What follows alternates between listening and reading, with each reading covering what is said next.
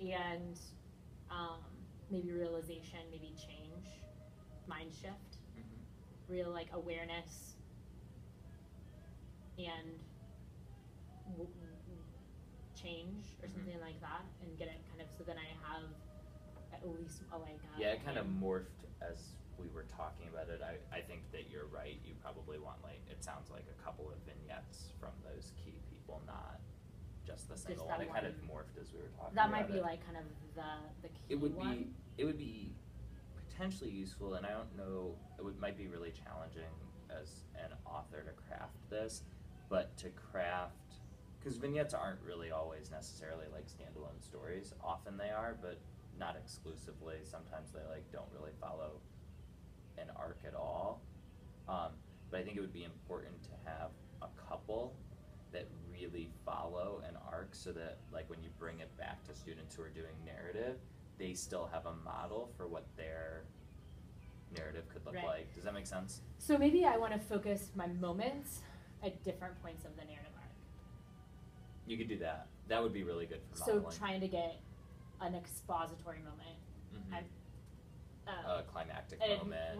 The exposition. Yep. An exposition moment, like an Some internal sort of like conflict, external moment, conflict moment of the rising action, a turning point climactic moment. Yep. After, like yeah. a as it's resolving. Future or resolving or Would it help to ask questions about some specific events? Would you have to do any research to maybe have some questions about maybe some events that have occurred in the last? Yeah, we could look at like the Intifada. Intifada. Because then they're all centering around. Then they're unified enough. We could do. I mean, that'd be kind of a show contrast. Like. Yeah. That'd be a really interesting next step in that. Like, you could look even like at some like really key moments, and we could try and visit key sites, not just holy sites, but like sites of like powerful memories, like powerful collective memories for Palestinians. Oh man, I love the idea. Yeah, that powerful collective memories. But if something came out from there in their stories of like, that's why I think yours place. Is the hardest, and we're over. But like, yours I think is the hardest because you have like. You really don't want to force the story. You really want to find out when you get there, like what stories emerge. So I guess what I would ask from you guys is, I'm going to be brainstorming some different questions. I feel like you both know a lot more about some key events where they can have two really different perspectives, reactions, memories. Could you shoot me those in like an email or something, or someone send an email, someone respond?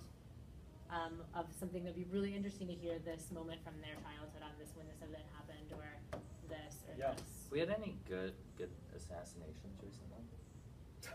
You can edit that out.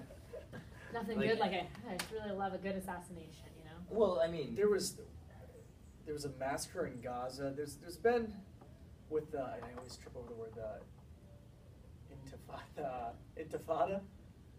Like, which is like the rebellion, by the Palestinians. There's been some very strong. Even like people's memories, like Palestinians' memories of like the wall going up.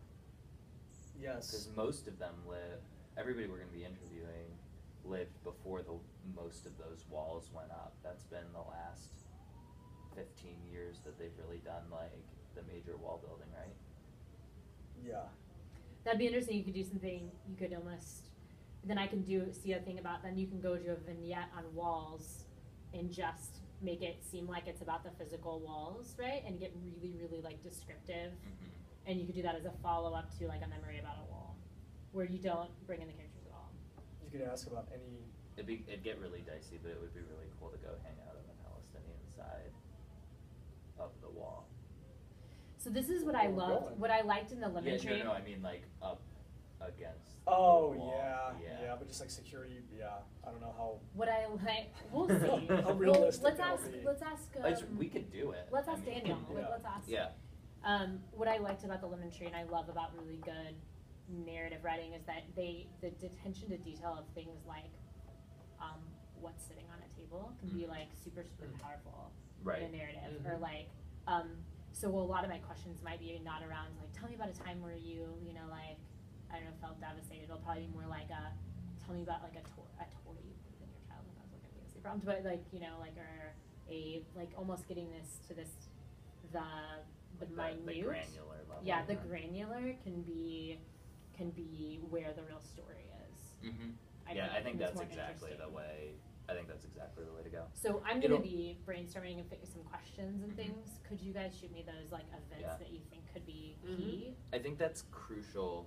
I think that's gonna be crucial for our students too, and we're probably gonna want to film like you in particular on questioning, because I think that like the tendency is to want to ask like these big questions of people when you interview them, and I think exactly the opposite gets at the most interesting stories. Tell me about tell me about your morning routine when you were a child, or something. Like, tell me about a food your mom used to make that was like something that could be packed with so much culture and history that you don't even know, right? Right. And you ask those, and like 80% of them might be a wash, but the 20% could be like gold mine. Yeah. You know. Yep. So I'm just gonna have a bank of I'm gonna organize it in some way, but yeah, if I could get those events from you guys, that'd be wonderful. Cool. All right. That's the most vivid image that you can remember.